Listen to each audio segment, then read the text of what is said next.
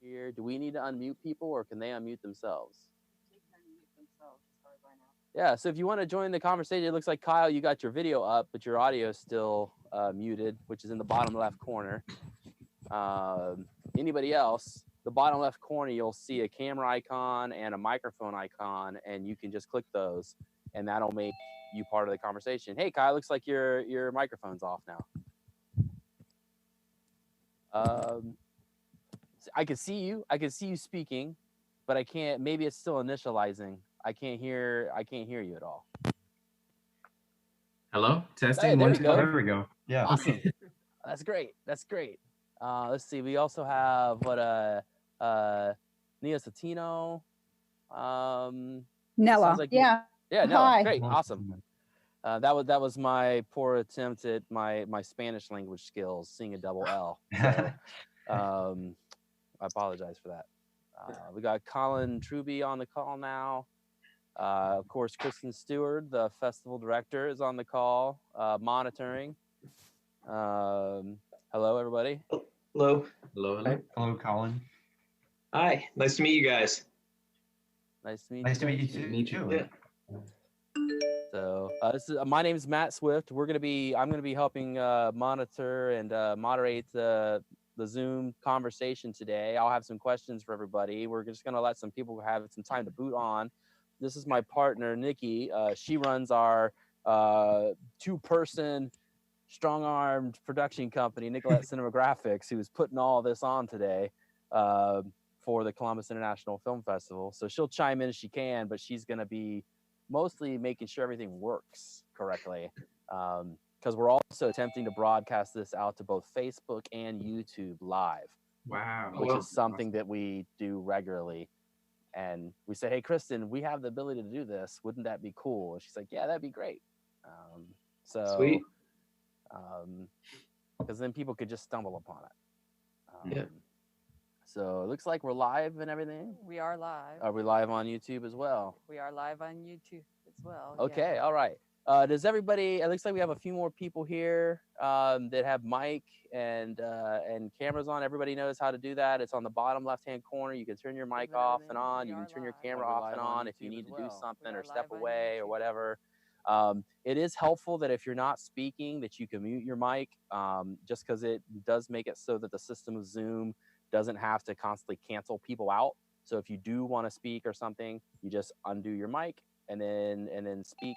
Also, there's a chat feature. So most of you, there should be at the bottom of the screen a chat. There can be a live group chat on the side. I'm going to type in, hello, everyone. All right.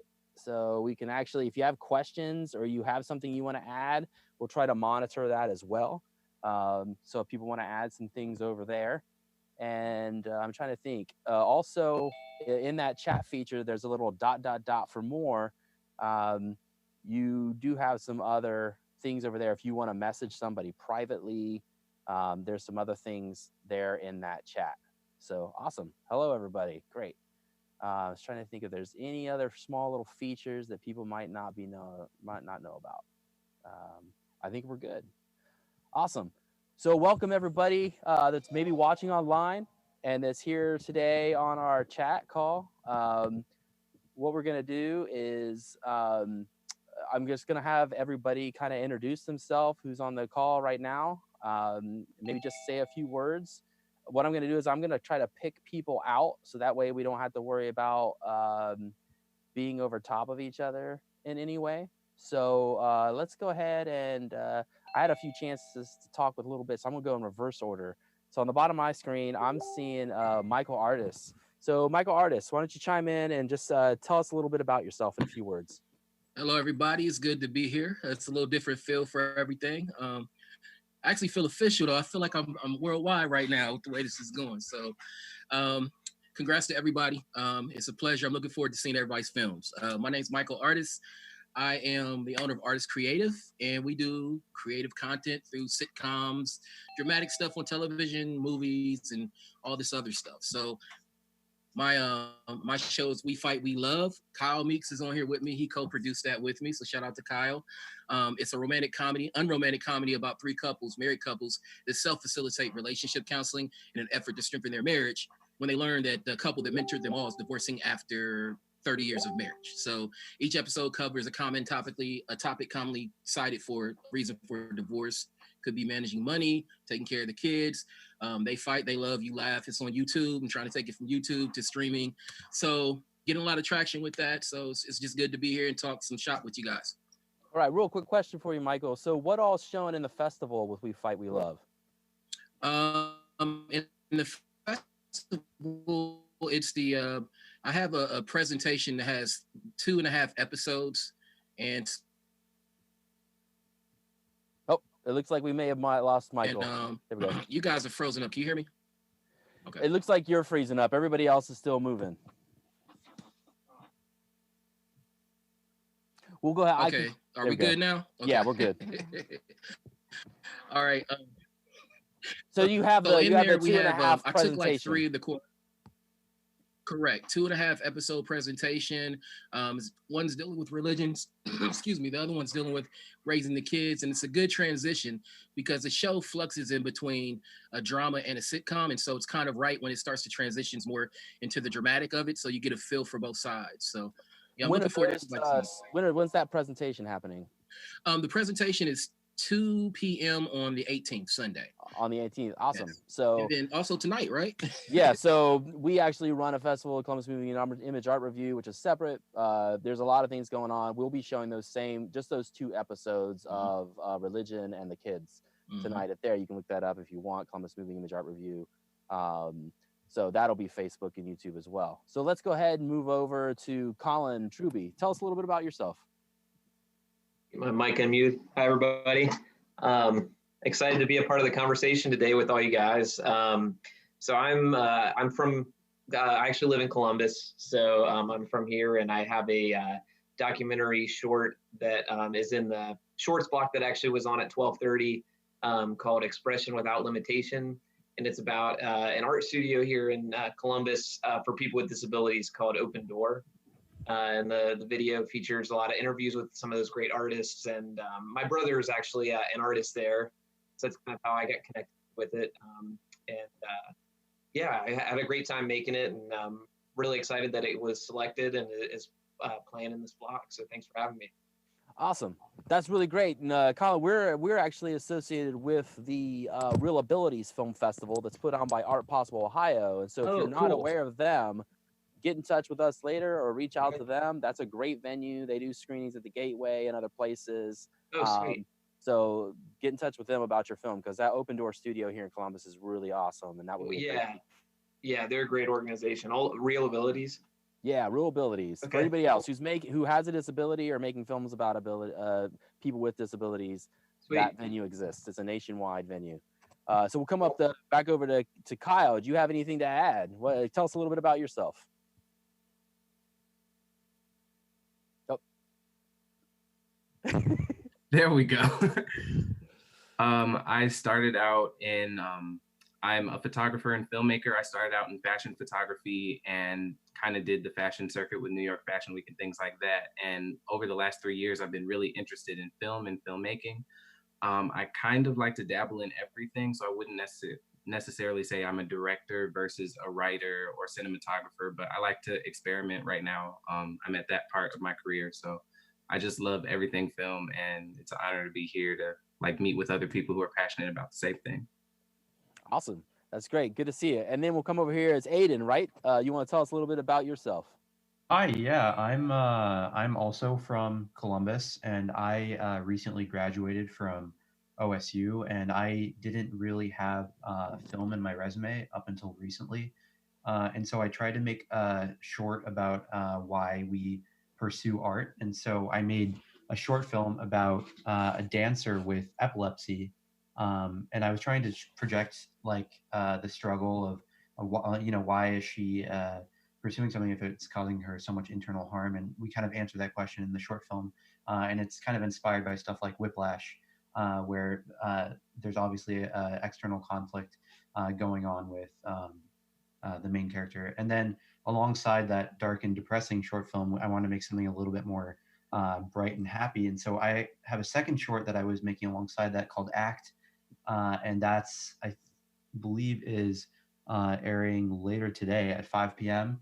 And then my dance short film is tomorrow at 2 p.m. So, and like I said, I'm just a local filmmaker, just making things as I go along. Not really, I guess, a professional, you could say at this point. That's awesome. And like, you're already in the Columbus International, which is a great one of it's the longest continuous running festival in the nation. I'll let the director here speak in a minute. I would tell you again that Real Abilities because of the epilepsy angle, but then also Ohio State has Mitchell Rose, and he does a dance 30 frames a second thing every year. So if you can look up Mitchell Rose, if you're making dance film, that's a great person to reach out to because he's really involved in that community. That's good to go. So it looks like we have somebody that came on, turned on a little later down at the bottom. I apologize. I'm seeing Piotr, Piotr. I apologize. Yeah, it's for like that. Peter, but I'm from Poland, so right now I'm like I'm the, very far away from you guys. So hello, everybody. Hello. And, it's the middle in the night at my place, so and sorry for my English, but I'm not English speaking as my first language, so I could have doubts of something. And you're doing great. Okay. So I'm here with my movie Rotten Ears, and this is like our first projection outside of Poland. And we made like a big fuss in the industry in Poland because there are like totally non-independent movies in Poland, like Polish movies maybe aren't so like big, well known in the world, but they are making like quite okay.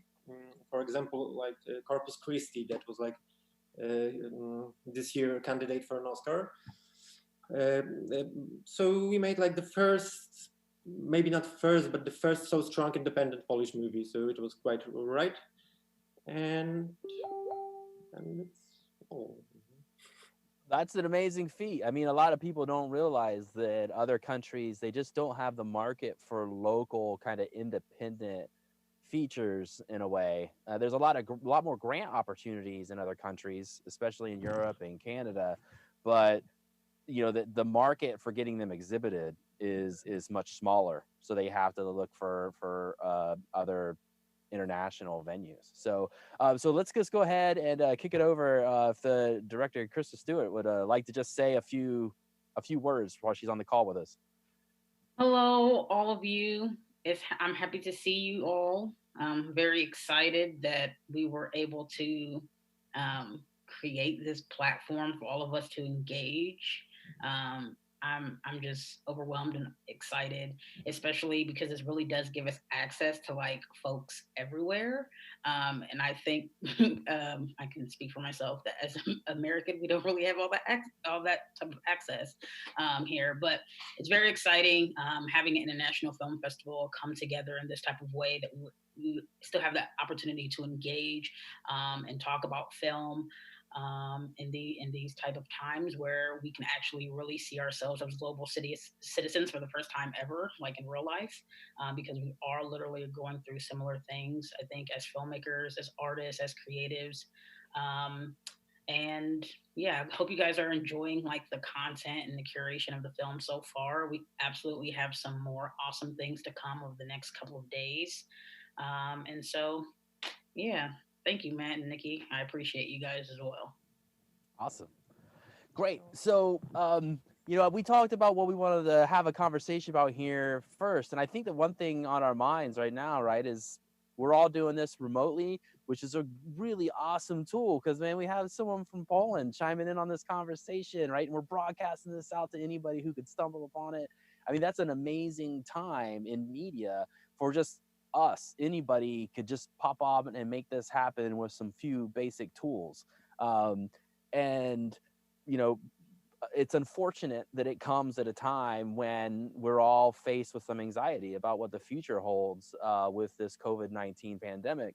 And so first question that I want to put out to everybody is, in the past few months, what kind of discussions have you been having or activities have you been thinking about doing or participating in that have to do with filmmaking? Like, is there a production that you're a part of that got canceled, or are you trying to make some stuff happen for yourself while you're in isolation? If you're in isolation, what are your thoughts here? And if you want to, we actually can all see each other. So if you want to kind of raise your hand, Yeah, go ahead. So I'm sure, just like everybody else, you know, you're as soon as I finished and we finished, we fight, we love. It was like, Want to kind of what's raise your next? hand? Yeah, go ahead. And so, on top of trying to promote our projects, right, we have to think about creating what the next thing is. And I actually had my next short film set up to shoot this month, Godiva Black. And I've been holding on to the hope, the lone hope, because we weren't scheduled to shoot until the last weekend of April, that we'd be able to get that kicked off. But probably from a safety and production standpoint, I'm going to have to reschedule that. um, but what I found though is that with the extra time, right, I've been able to focus more on the business and the promotion of what I have existing. And so that's where my focus has been lately. I've been trying to think of some alternative ways to promote the content that I have out there and to get people to the site. I've been running ads on Facebook and Instagram and trying to be pretty specific in the groups that I target based on those metrics that I've gotten from those ads, you know. And in some ways, my hunches have been confirmed about my target audience, and there's other ways that I have to look to expand. And so that's kind of where I'm at, just trying to find alternative ways to promote traffic and to keep the show fresh. And I have some things planned up. You know, I actually had a meeting earlier today, and I have some exciting, I think, ways to actually reach people in this time by using tools like this. Awesome. That's great. Let's just skip down. It looks like we have someone else who's come on the call here. I'm sorry if I pronounce your name So small. incorrectly. So there's a Janeiro Blackman down in the corner. If you want to unmute your mic, can you tell us a little bit about yourself?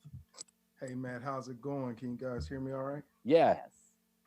All right, yes, Gennaro. I'm just here as an observer, you know, just working behind the scenes, work with Design Blaze. That's my company that we were able to work with the film festival to put it together virtually. So glad to be here. Hope you guys are having a great experience. And, you know, any feedback, you know, you can shoot it to me. Awesome. Thank you very much for the comments. Everybody on the call, if you're seeing it out there live right here, this gentleman right here is in his company is in charge of who developed the idea of being able to make this festival go 100% online, so you can get the content there from the website for the film festival, which was it's a feat to be able to make that happen so quickly and timely to make this festival happen. That's just amazing. We all owe a great deal of gratitude to you at this point. So thank you so much for your time. Does anybody else have some comments on on some ideas that they've been having because of, you know, having to move to this isolation with production? Yeah, go ahead, Kyle, go for it. So I've been really thinking about the movie Searching I've got it pulled up here on IMDb, with John Cho, directed by Anish Changati. I said that wrong, don't worry about it. But the movie Searching is like completely made on a computer screen, and it tells the perspective of a father searching for his daughter using her social media and emails and everything. And I think making something like that would be a really interesting challenge, maybe on a smaller scale. But that's really interesting to me, as well as voiceover. I've always liked just imitating voices, like since I was young, like watching cartoons and stuff like that. So the first thing I noticed once all the shutdowns happened and I was hearing about productions being canceled, a lot of commercials were coming out with stock footage, but people were voicing, these are strange times, these are uncertain times. And like that script can be written really quickly, and a voiceover is the quickest way to get a new message out with stock footage, where you don't have to like bring a team all together again. So I was thinking that might be something also really useful right now. So those two were the main projects that came to mind. That's awesome. Does anybody else have anything to comment on that there? Yeah, go ahead, Colin.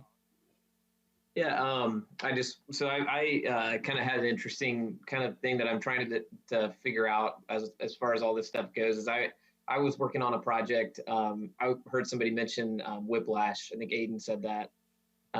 So kind of from inspiration of that, I was working on a new, like the next kind of documentary project I was working on was on a drumline instructor here in Columbus.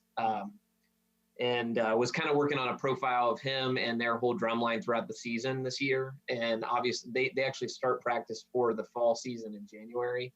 So I had started shooting some stuff in January, and now now schools have been indefinitely shut down, and there's no practices going on and stuff like that. So it's been an interesting thing to try to think about during this time is like, do you want to involve the COVID-19 stuff in the documentary, or do you want to just keep staying focused on the one thing and hope that it comes back for the summer?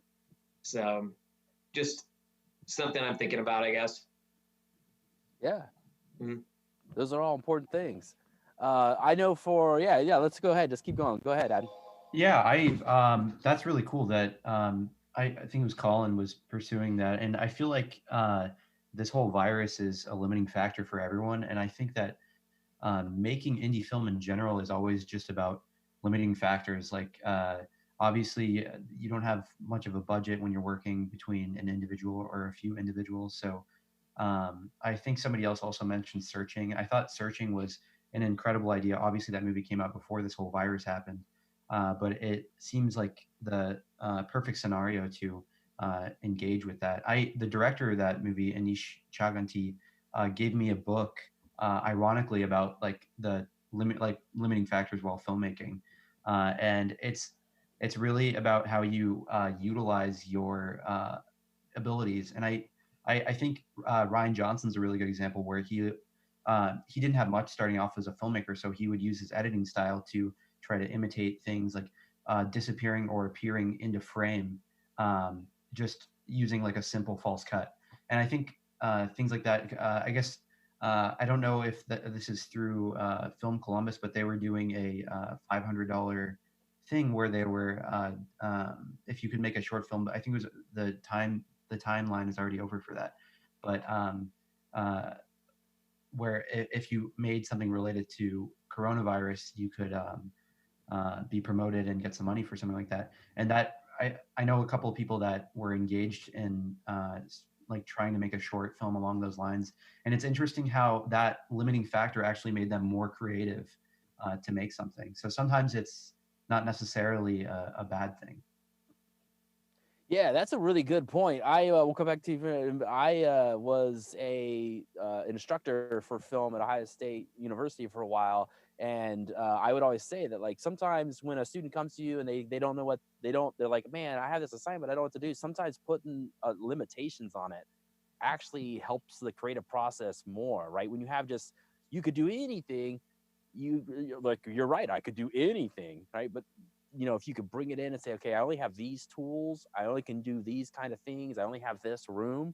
Well, what kind of thing could be done in one room with one camera, right? You add those limitations, and then that it kind of narrows the scope a little bit, right? Yeah. So go ahead. You had your hand raised. Yeah, it's my turn or somebody else. Your turn. Yeah, go ahead. Go ahead. Okay, so I love the limitations, and I think the limitations are great because, for example, I don't know if you guys know the Dogma Manifesto from '95. Oh yeah. Yeah. It was the manifest that Lars von Trier and Thomas Winterberg did, and it was like lovely because they had only like camera, they didn't have light, they didn't have like grip or anything like this, and they made like lovely movies. The movies that was like won the Cannes, the major prizes in Cannes, in Venice, like everywhere in the world. And it's crazy, but the film that I made, it was the same way. We didn't have money for equipment, so we set the rules. And the first rule was that we don't use anything like a static grip or dolly, like just camera held-handed. We don't use light.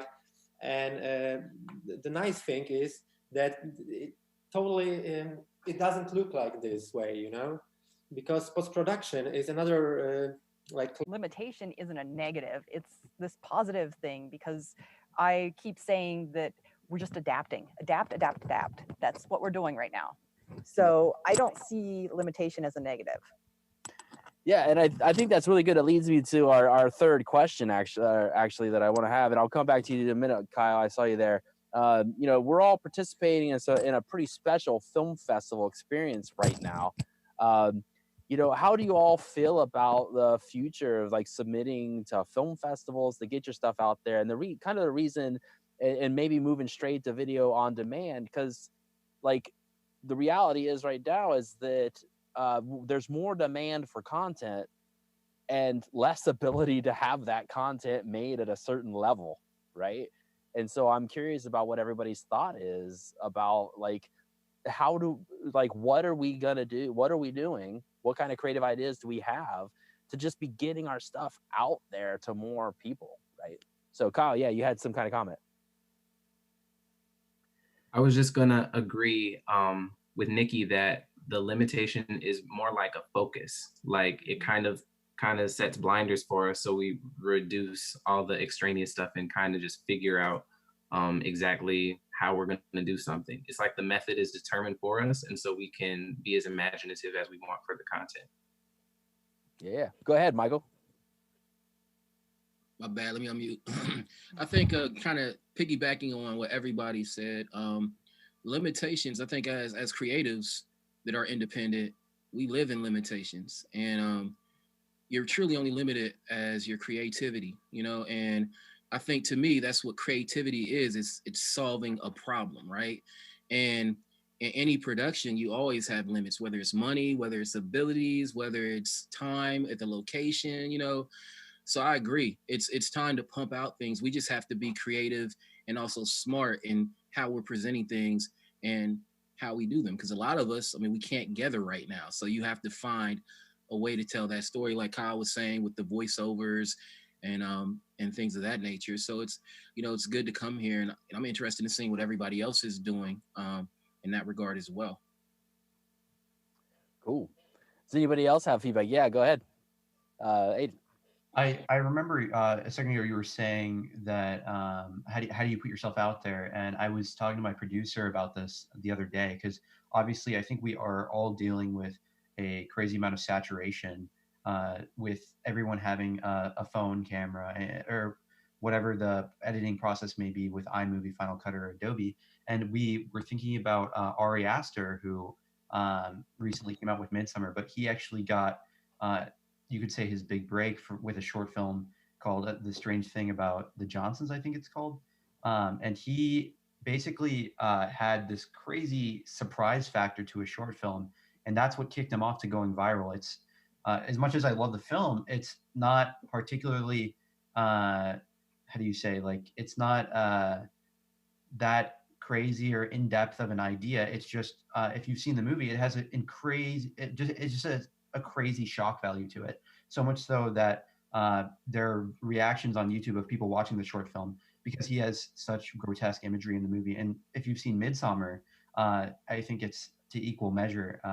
It's got the shock value. So I'm not saying that shock value equivocates to setting yourself apart, but he was smart enough to know that that creative aspect would get him that virality. And I think that all the directors out there that recently got, like the younger directors like Damien Chazelle, we brought up Whiplash, no one expects 25% of the way into the movie for the super nice music teacher to be so hardcore and curse and do all the stuff that he does in that film. So I think with setting yourself apart, I sometimes talk to my producer a lot. What is the one thing that we can do that actually does set ourselves apart?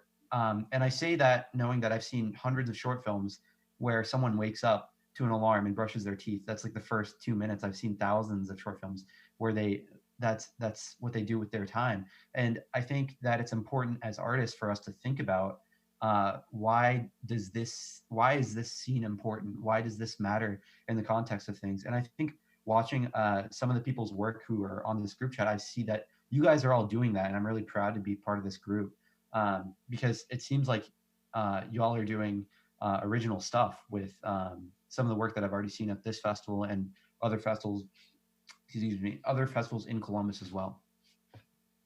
That's great. Does anybody else have any, has anybody even explored the idea of, yeah, Kyle, did you have something else? Go ahead. I was basically just going to agree with him about that movie, how it's nuts and the content of it is so wild that the low production value doesn't even matter. You forget that like 5 minutes in because you're like, is this what I think it is? And you think that the entire movie until it's confirmed and you're like, oh my God. So it's insane. I highly recommend. Awesome. Awesome. Nikki's gonna troubleshoot some stuff. It looks like our Facebook is a little weak, so she's taking care of that. So anybody who ends up catching up on this on Facebook, we apologize for that. That's the trouble with trying to broadcast out to so many different channels, but we should still be live on YouTube, no problem. So has anybody here actually explored any of the kind of video on demand options? I know there was a filmmaker that I invited today that he ended up not being able to make it because he's in the middle of actually brokering a deal for international distribution. And so has anybody thought about that idea of like trying to approach some of these different outlets that'll get you into things like Netflix, other places, or Amazon Direct Video? You can just submit your work yourself. Have you thought about going that route at all at this point? Anybody? Yeah, go ahead, Michael. Well, I think for me, I think that I need like that information. Like I didn't know you could submit it to just Amazon like that, and I need to know the names of these international places to go to because there's so much information out there. Like choosing the right outlet is very important. Who's reputable, and who's actually going to be able to get your work shown. So if you have any additional information, can you share that with me? Because I know that I need that information. Yeah, so I just really quickly just give a plug because we just submitted. We have a documentary that documents several artists, like over 30 artists and several supporters who went to Cuba last spring. It's called Columbus in Cuba. It debuted at the Gateway Film Center here in Columbus and the Columbus Museum of Art. And we were going to do the festival circuit, and then we just realized at a 1-year date from the actual event, we were like, we need to just share this out to all our friends and family so they can watch it at this time and share it with them. But then we're like, well, let's just go and see what this is like. And it's, if you just search Amazon Video Direct or Direct Video, there's a page there. It's associated with your Amazon account, but you do got to set up some other features there. And they give you some really standard guidelines for both episodic content and standalone content. And it's really about, you got to create the still images for your thumbnails. And then you've got to have the good quality kind of trailer and master video file, and then some kind of subtitling for English, right? And what's the subtitle place that we use? We used Rev. We used Rev, rev.com. They charge by the minute, and they give you English text, and then they can translate that into any language for you too. So if you do like English and Spanish, you get the English for free.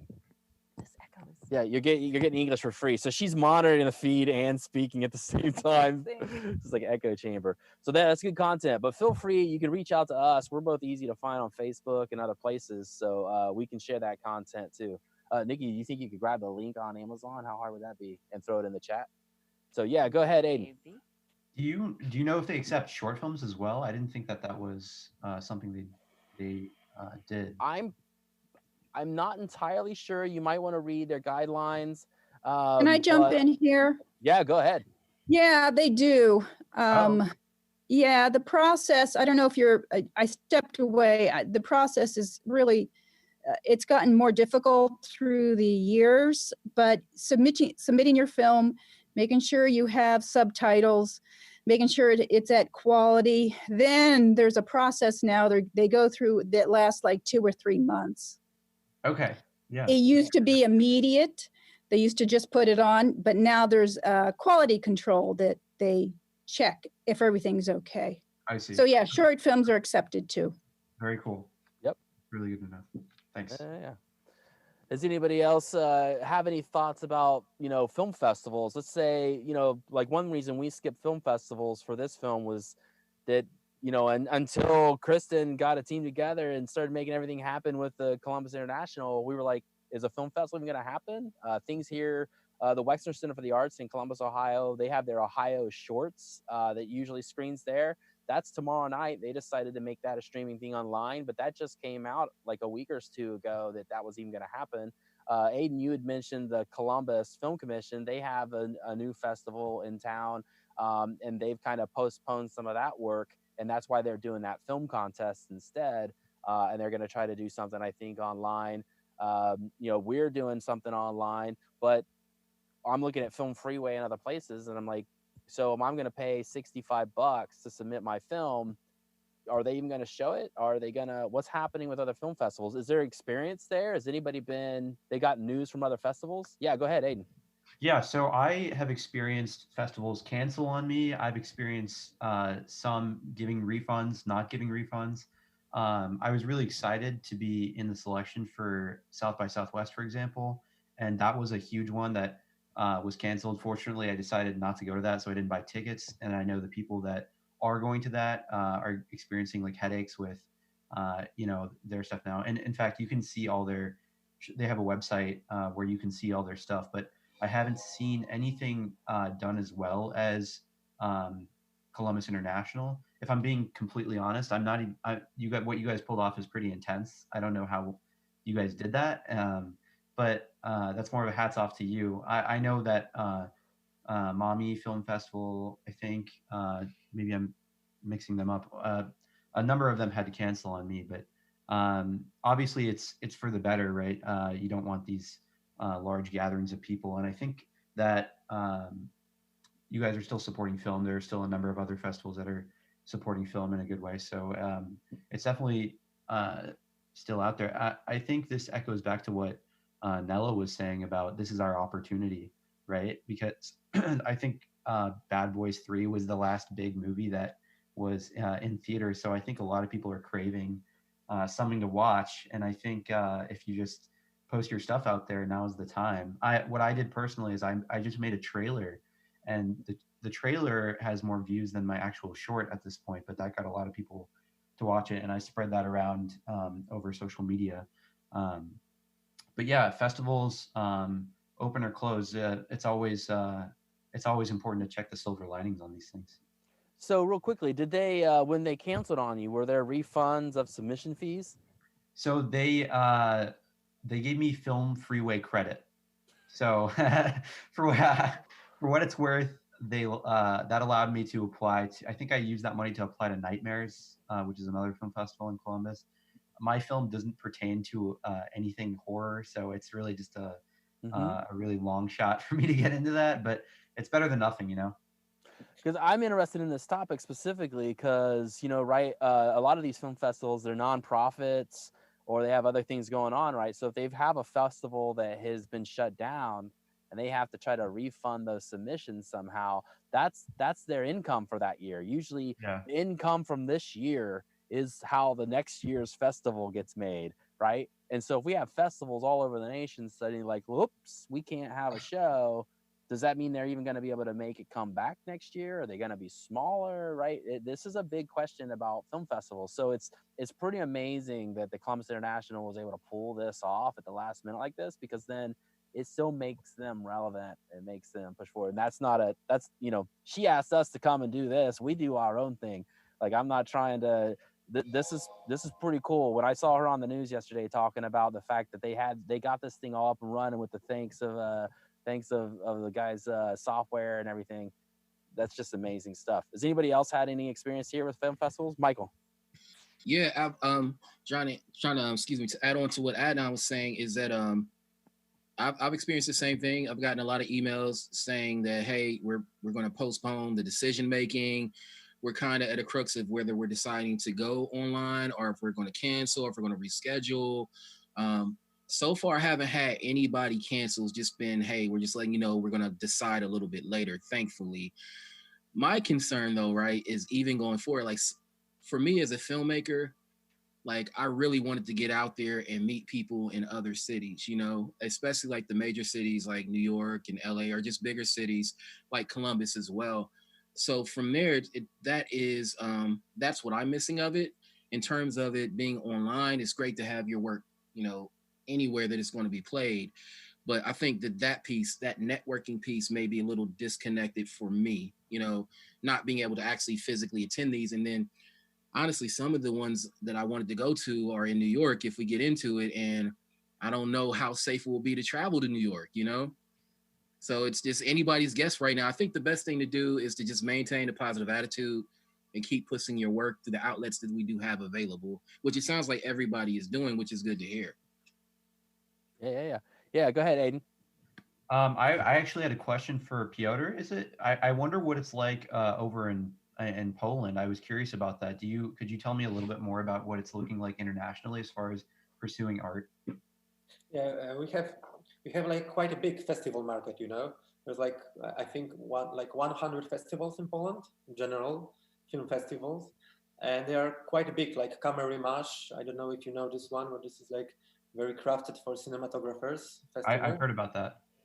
And right now, I think every festival in Poland just postponed their dates, but in Europe it's almost the same. Like even I got like an email from Melbourne Film Festival, and That's they a huge one, yeah. also like they canceled this year's edition, and they refund the money. So this is quite good. Yeah. But also I'm also afraid, like Mike, that after anything would happen, we would like stay in home and we will stay with this situation like online festivals, and it's really good. But this is like a different thing because I'm here and it's like the middle of the night, and I would like to grab a beer with you guys, and this is like thing that I really miss is the sense of the festival, like the old chair and play and awful popcorn, Absolutely. and stuff like that. But nobody knows how it will be. But also I think about film festivals as a touristic stuff, for me, because I have never been in States, for example, and the chance that I got right now, it's like it is blown away. So the next situation when I'm gonna be like when I'm gonna have a reason to go to States will be probably in next year or something like that. But also I know that there are a few festivals that are very big. They are going to be online. So everybody goes online right now. Right. Mm-hmm. Cool. Yeah, that definitely answers the question. It seems like it's kind of similar to what we're dealing with. I'd be interested to see like what percentage of, I guess, loss some of these film festivals are taking, because you have the ticket sales, but when you get there, you have other upsells that are available as well, I'm sure. So I think it kind of to kind of go into what you were saying for next year, they use this year's revenue for next year. We don't know how that's going to impact. It could be a big impact or a minimal impact. Wouldn't it just depend on what percentage of their revenues toward just the ticket sales in general? Yep. Yeah. I mean, a lot of them is the submission fees make a big impact, right? That's their big impact is the submission fees. I know that. And then there's places that get grants and other stuff. So, Gennaro, you look like you had maybe a comment down there at the bottom for a minute. Yes, I did. I was going to say, as far as going online is concerned, I mean, there is a great deal of opportunity with it. I know we all like to shake hands and but we can't have a virtual beer right now. If you know what I'm saying, we could, but I mean, really, as far as opportunity goes moving forward, I think one of the main things that makes it feel limiting is that it's all of a sudden. You know what I'm saying? Like everything was planned out for in person, and then all of a sudden you can't have it in person, so you couldn't really plan for making a really big online event. So with everything being rushed, it kind of feels limiting. But when you look forward, there's no limitations on, very minimal limitations on like space, like if you have, you only can fit so many people in a theater, when you talk about the time as far as, independent film, you can have it to where everybody is promoting their own film, and you can collectively come together and put on an event like this, and then everybody can have their own referral links and and get some money generated on an individual level as well, in addition to the bigger film festival. I mean, these are things that we didn't even get a chance to even consider. The filmmakers could have made money from this, from sharing their own links and different things like that. So and then you got paid ads and a lot of different things that you can get into with revenue generation.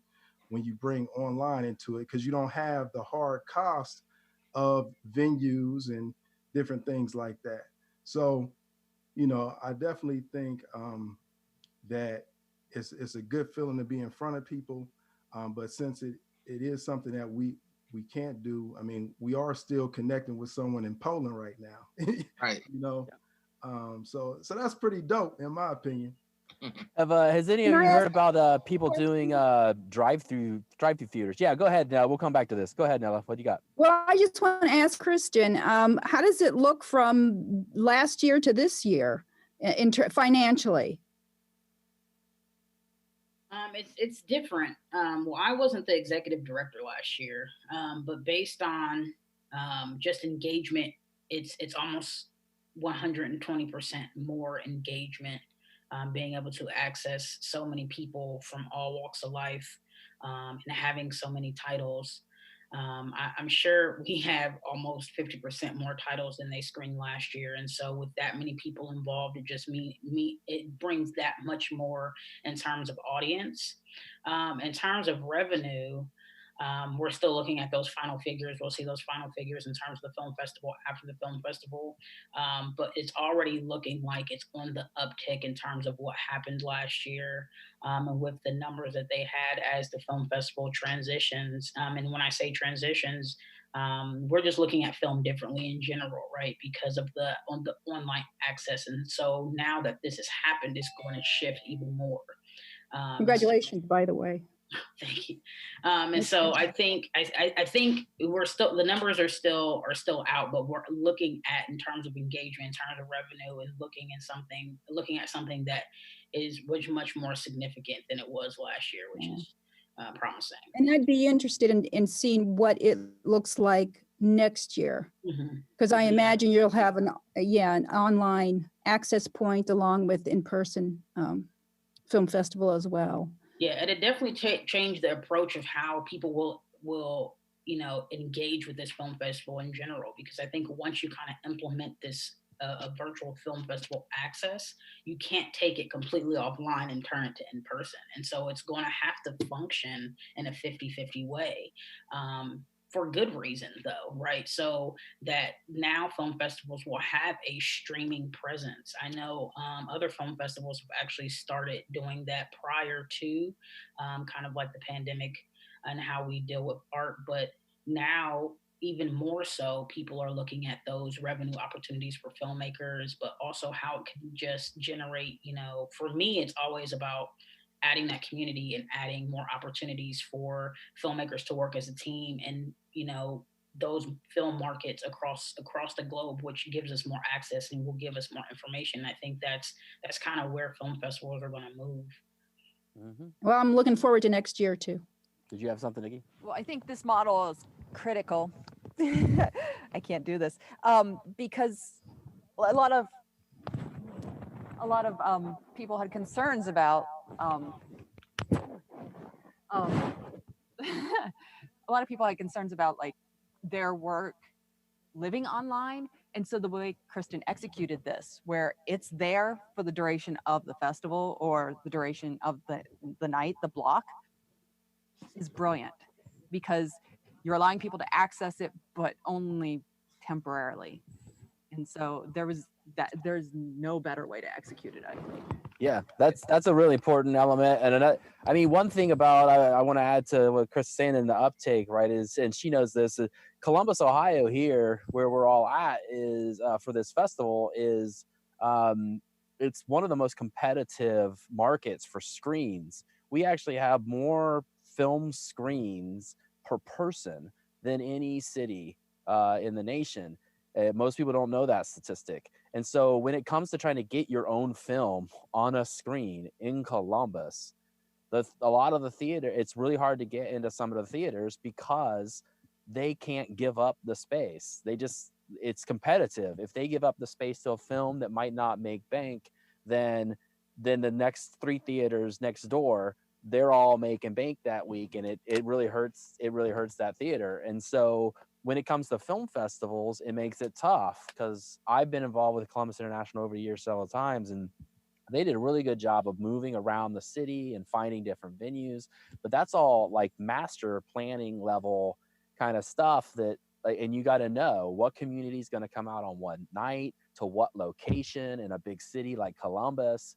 And I mean, there's a lot of planning and stuff involved in that, and being able to have this kind of venue, it makes perfect sense to me that people know, oh, they can go and watch the stuff online. This is stuff we wouldn't normally have access to. We can just all go in. It's nice and easy. It's all in one place. I mean, it doesn't surprise me at all that be the case. Aiden, it looked like you had something. Yeah, I don't know if any of you know Rachel Barbash. She was a projectionist over at Gateway. In fact, she's now the curator over at the WEX, and I think you were mentioning her festival is showing tomorrow. She was explaining all this to me at the Film Festival of Columbus, which correct me if I'm wrong. I don't think they're doing that this year. That's the new Columbus, the Cinema Columbus. I got you. Okay. Yeah, they're transitioning it. Yep. I see. Yeah. So she was explaining that theater space, the same thing you were saying, and it's awesome that Gateway would do something like that. I know they also had this show us your shorts thing where every month you could submit your short, and I think Gateway was a really cool proponent about that kind of thing.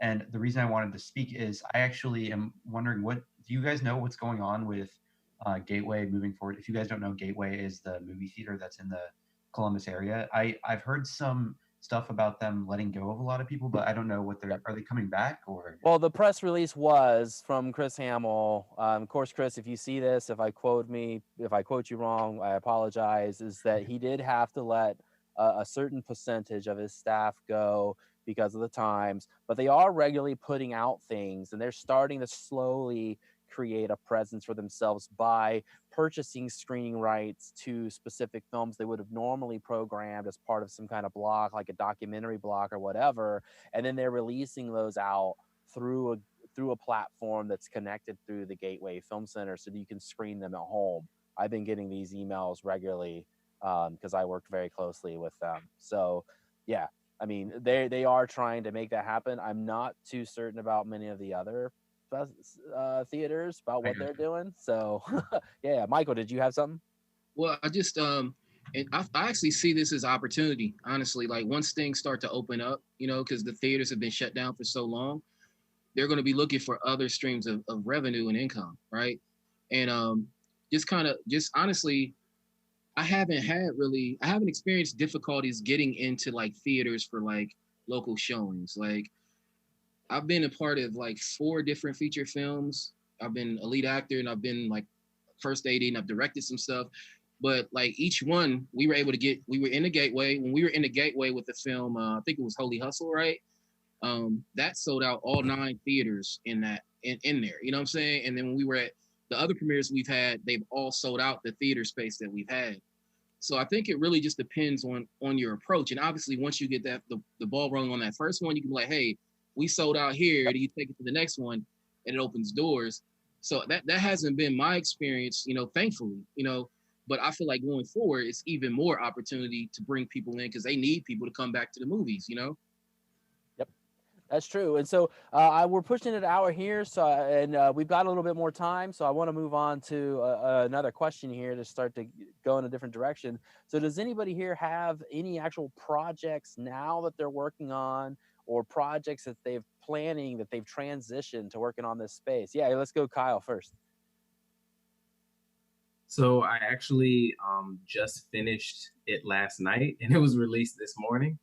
So that's me working to the like down to the wire. But my friend Tiffany Campbell wrote the script, and she brought it to me one day and was like, I don't know much about filmmaking, and I just want this to be made. So she was really passionate about it, and we made it happen. I brought the team together and filmed it and edited it. It's I would say romantic, but it's a drama about relationships. It's called Toxic, and it's about toxic relationships and won't they resolve things, go separate ways, stay together, and things like that. And it's just 15 minutes long, and it's like the perfect size to submit to festivals. So we'll definitely be looking around for more festivals to submit to. So was that produced before all of this happened, and then now you're editing it? Yeah, Okay. we shot it in December, and I just finished it. Awesome. What was your question, Michael? Oh, you said it was out. Like, is it out for us to view, Kyle, or? Yeah, it's on YouTube right now. I can put the link in the chat. Yes. Yeah, let's do You that. direct it, Let's do Kyle? that. Sweet. What? Did you direct this one? I co-directed. There was a first-time director who kind of held her hand. It doesn't matter. I worked on it. Cool. Anybody else? I do. I have my my next project is written. We were already in we were in pre-production, moving to production. It's called Godiva Black. It is a short film that's kind of homage to some of the 70s blaxploitation films. And I really wanted to do something with the heroine. And so I'm looking forward to shooting that and to actually marking that and creating all the things around it, you know, because I love those films, but I feel like they could have more depth. And so that's what I am attempting to do with this piece of art. So it's kind of like my new baby. So, you know, we're ready for production. So really it's just a matter of everybody's availability now. So we could get together, we could go, you know, and we could get it filmed, and I have it planned down to the T. So, you know, that's what I'm working on right now. And I'm going to go do a horror movie this year too. Awesome. What I'm curious about is that at one point, right? So we're only about a month or so into this here, and we're like 2 months into it in the U.S. for the most part, since Washington got really, really bad. Other parts of the world, they've been dealing with it since January or a little bit before, right? And if this doesn't, you know, if we have this next wave of the COVID-19 and this is a new type of normal that kind of flows back a little bit, but stays somewhat online and distance remote, no big gatherings. I'm wondering if we're going to get to a point where there's a nostalgia for basically films that were shot within the last year or two, right before this happened, right? Because we have a narrative feature that we shot that we launched a GoFundMe literally 2 weeks before the outbreak happened, which meant it went up and then tanked. So, but that's fine. We're going to be able to edit this thing. But that's going to be a novel thing that it's not going to come out until the fall or the winter, and it's going to be something that's this pre-pandemic kind of nostalgia in a way. And I'm wondering if that's going to be the case for something like what Kyle made, you know, any of this stuff that's already just been shot, just not edited yet. Does anybody else have a project like that they've worked on? Nothing. I'm just finishing up a short film on Alzheimer's. It was shot locally. The first time I shot in Columbus, actually. I just moved here a year ago. So yeah, film festival circuit, the whole 9 yards. Cool. Awesome. Drive-ins are going to make a comeback. They should. Yeah. Yeah. I mean, because you could technically do a drive-in right now, you know? Yep. Exactly. I've heard in some places they have been making a comeback, actually. So it's on the rise. There's definitely opportunity there. Yep, I started to ask that question just a little bit ago, and then we moved back away from it because there's articles out there where people in New York are setting up screens in their backyard, and everybody can pull in with a car into the driveway and watch it.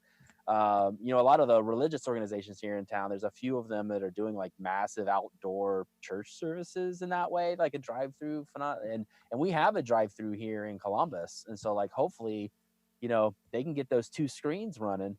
Everybody can show up on their cars. Of course, you got to be careful, right? You got to go if you're buying gas, you got to make sure you're cleaning the gas pumps and stuff. I mean, it's a little ridiculous at this point, but you know, even here in our neighborhood, people who wanted to see stuff that we've made, we're like, hey, we know you've got a screen. You could just pop it up in the fence in the backyard, and we could all just sit out on our porches and watch it somehow, right? And especially if we could put out some like a block party where nobody gets really close. They just sit out in front of their houses and they're all watching a big screen or whatever.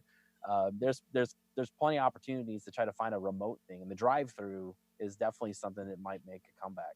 I have a question for you guys. Yeah. So I feel like this opportunity, right?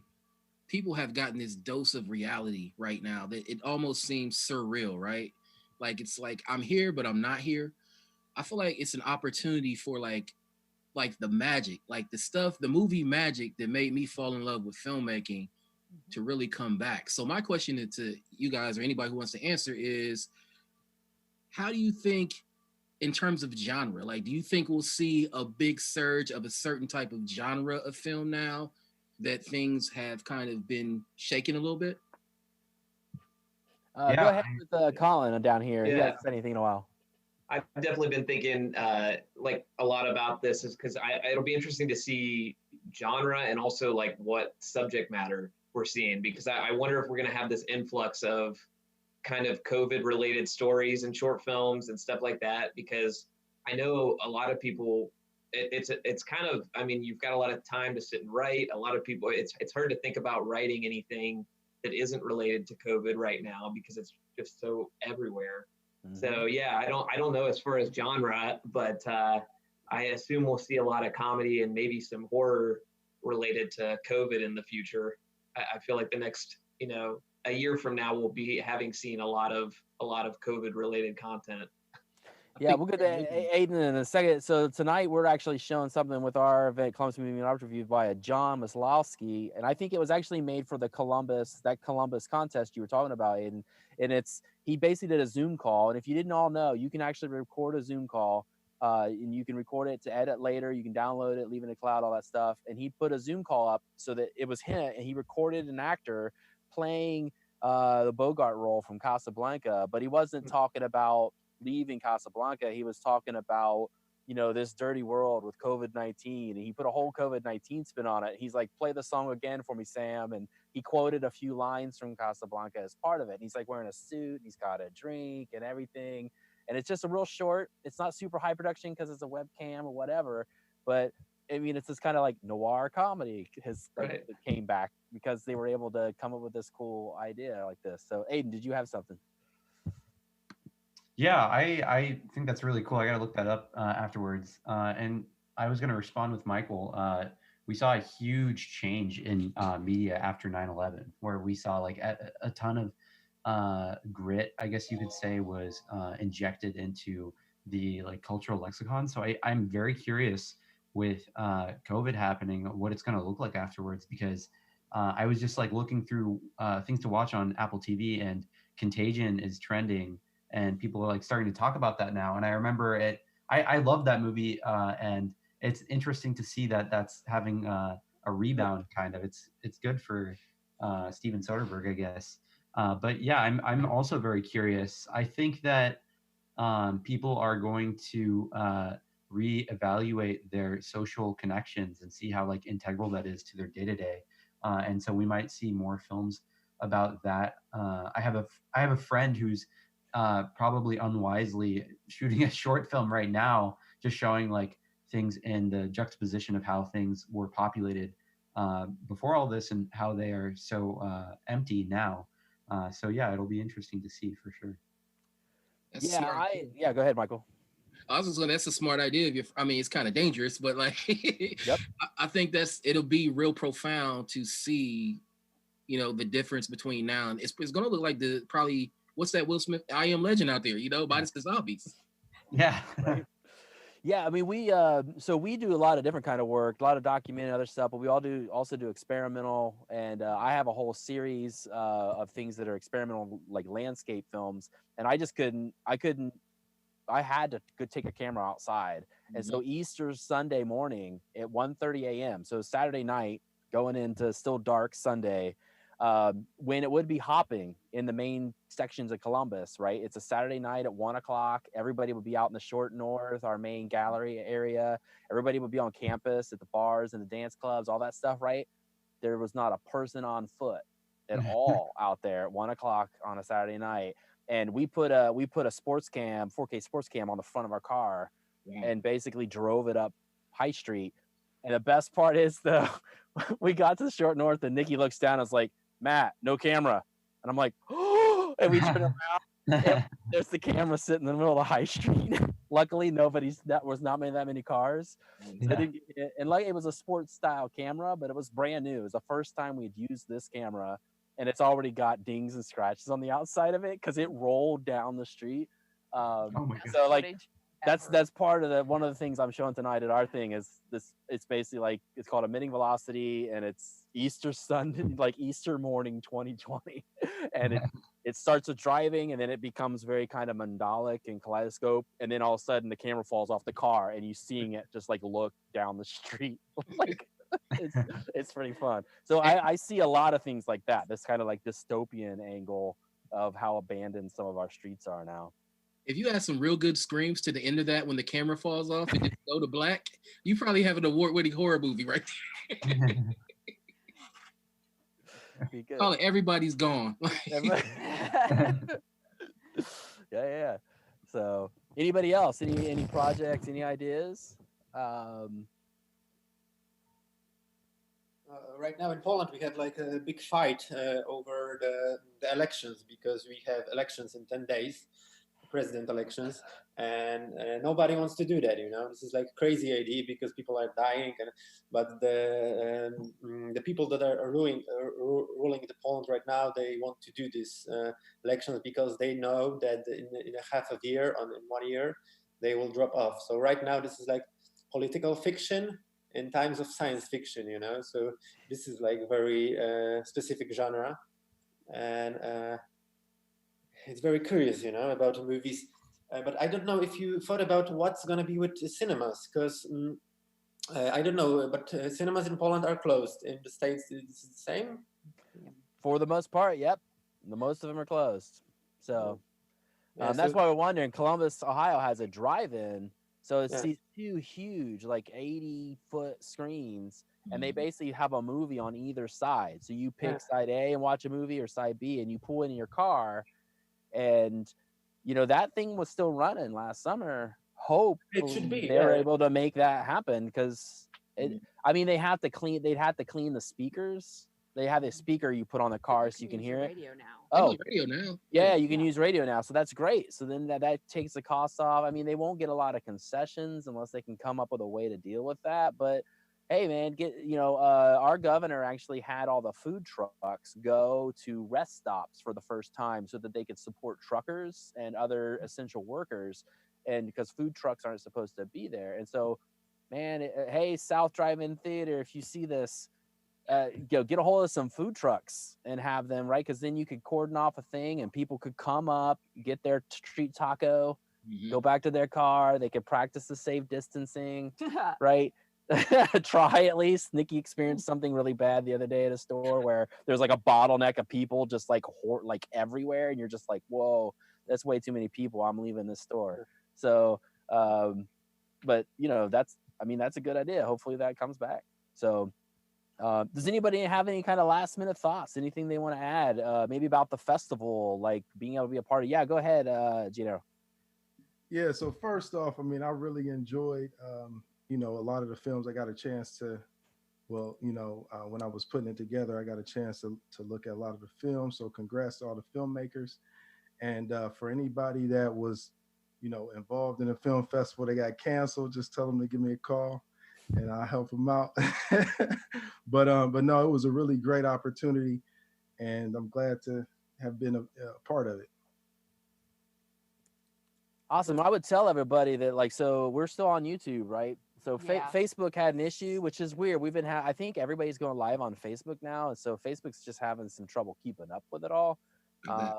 We stream a lot of stuff out on the Facebook, and this is like the second time that it just hit like the 40-minute mark and crashed. But YouTube's going strong, so you should be able to go and find this through. Is it through the Columbus International? Or is it through ours? So it's through Nicolette Cinematographics, which is our production company. That's where we're hosting it through YouTube. You'd be able to go, if you want to share this conversation out with local friends and filmmakers, feel free to do that. We'll try to post it out on Facebook here later.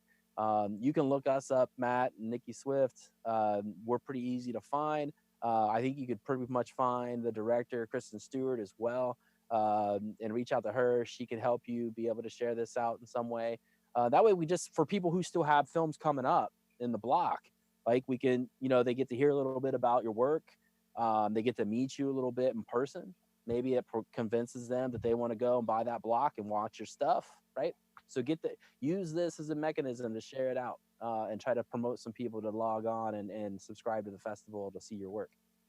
So any last minute conversations by anybody? Any last minute thoughts? Thank you all for joining us today. I really appreciate it. We have 2 other live events going on tomorrow. We have quickly named Q&A 1 and Q&A 2. But join us. We're gonna ask questions to the filmmakers about the films that we've seen thus far. And keep watching the films and participating and engaging as much as possible, trading all of your information, taking screenshots of your at-home experience, share that with us, tag us to Columbus Film Fest on Instagram and Facebook, all those things, so we can share as much as possible and let people know what's going on, because we're live. And I love when with like spouses or partners or something come into the camera and everyone's like, yeah, hey, look, we got family members in the background. So I'm at work all the time, and all of a sudden, and I'm in my video production office, and I've got all kinds of stuff, and Nikki's like, I need a cable, and she like comes in and like gets a cable from behind me, and I'm in a meeting with like university officials. So it's so cool. It's awesome. Very nice to see you. Yeah, what's up? I have one more thing to say. If you guys, if I can get your attention, I was curious, how do I find all you guys on social media? Is there a way I can go through the website? Yeah, that's great. So does people have a handle? Let's do a round robin. Aiden, do you have some handles you want to shout out? Yeah, so I'm on Instagram, and my Instagram handle is just, if you just search my name, it's Adnan Siddique, ADNAN SIDDIQUE. It's a roller coaster of a name, but if you follow me, I would love to collaborate with all of you, even if you're in Poland. I'll check out all your stuff, and if I like it, I'll definitely give it a share. So if you just look me up on there, then that would be great. Awesome. Nikki's going to try to find it and throw it in the link in the chat. If you can throw it in the link in the chat, then that's great too. Oh, yeah, for sure. So, Colin, your mic's off. Do you got any handles, any websites? Yeah, just right now, just Instagram, but it's at CTruby. So also very creatively named account. But yeah, I do post some photography stuff on there, but also post links to my work there, and Vimeo too. If you search just my name, Colin Truby, I've got my work on Vimeo. It's probably a better place to look at more cohesive stuff that I've done. So yeah, I'm same as Adnan said. I'd love to collaborate with all you guys. So it's been great meeting all of you, and been fun being a part of this. Awesome. Let's go over to Kyle. Kyle, you got some handles to share out? Yeah, I'm behind the camera. I just put it in the chat. Cameras with a K for Kyle. So creative. We're the cream of the crop, right? Yeah, I'm there. You can find me there, or mixmedia.com. I'll be updating different parts of that. Awesome. Michael, I know you got some stuff. Oh yeah, I posted my IG and my stuff in the site, but it's Eagle King Jr. is mine, my personal one, and then the We Fight We Love show is on IG, and then if you go on YouTube, I also posted the link to the full first season. If you go on YouTube and you search for it with the @ symbol, We Fight We Love show, all one word compressed together, it'll pop right up. And I'm on Facebook under Michael Artist Eagle in parentheses, and I posted that in there. Well, so I've already connected with our brother from Poland. I don't want to mispronounce your name. Is it Piotr? Peter? How do you pronounce it? It's Piotrek. Piotrek. Oh, sorry. Piotrek. Can I call you Master P? I always have an issue with that. I always have an issue with that because it's I call people to call me Peter just because it's like the same thing. But if you want, you can call me Piotr. Well, I'm going to work on pronouncing your name correctly because that's what your name is, bro. Polish is hard, man. It's like my wife's half Polish. She tried to take it. I tried to take German. Like the making those sounds. If you grew up in America with the standard American accent, knowing how to make the sounds is just very difficult. So, Piotr, did you have some a website or anything that we can share out?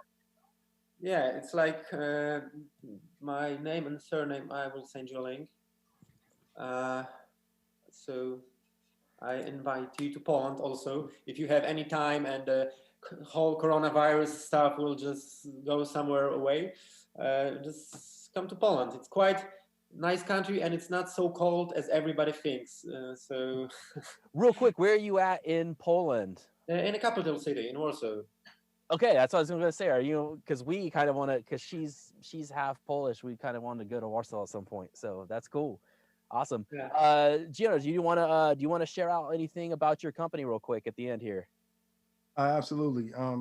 Website is designblaze.com, and you can find me on, pretty much any of the social medias at Design Blaze. You can find me on LinkedIn as well. Just reach out and we can connect at my first and last name, Gennaro Blackman. Thanks. Awesome, cool. And then I'm Matt Swift. This is my partner, Nikki Swift. It's Nicolette Cinematographics because her name's Nicolette. Nicolette Cinematographics. And I'm actually Mateo Velos, which is Matt Swift in Spanish. That's my Instagram, Mateo Velos, MateoVeloz. Me and my brother a long time ago, back when it was like AOL days, we decided it'd be cool to, as a username, to use foreign language that we knew. So he was Cerritos, which is Latin, and I was Mateo Velos. She's Cinematographics. And then we also run several things, which, we run the Columbus Moving Image Art Review, which is a 4-time-a-year local Columbus only festival that's free to submit, free to attend. We usually have that in person somewhere around Columbus. We try not to do it at the same time as the Columbus International and other things. It just so happened this time around. Like our things tonight, their things are right now at the same time. So, that'll be on Facebook and YouTube tonight. We're promoting that stuff. So, Kristen, you want to take us home with, links and everything for anybody who might be stumbling upon this for international and yourself? Yes. Any link to contact or access the film festival is CIF+AF.designblaze.com, or you can hit us up on Columbus Film Fest or ColumbusFilm.org for any information. And that will send you right to me pretty much, or to Gennaro if you have any any web questions. But yeah, CIF+AF.designblaze.com. And Nella, are you still on there? I don't see your video, so are you still on the conversation? Yeah, I'm still here. Yeah. I have a very unusual name. I'm the only Nella Satino in the world. If you Google me, you'll find everything. Awesome. That's which great. Is scary. Cool. Well, thank you very much, everybody, for attending. There's lots of great stuff out there. If you're in Columbus, or if you're finding this from somewhere else, visit the website to be able to subscribe to more blocks of time and screenings for the festival. Also know there's just tons of great things out there. Feel free to explore. Feel free to make your own stuff. I mean, this is a filmmakers roundtable. We're all making stuff. I'm sure we'll all make some new stuff.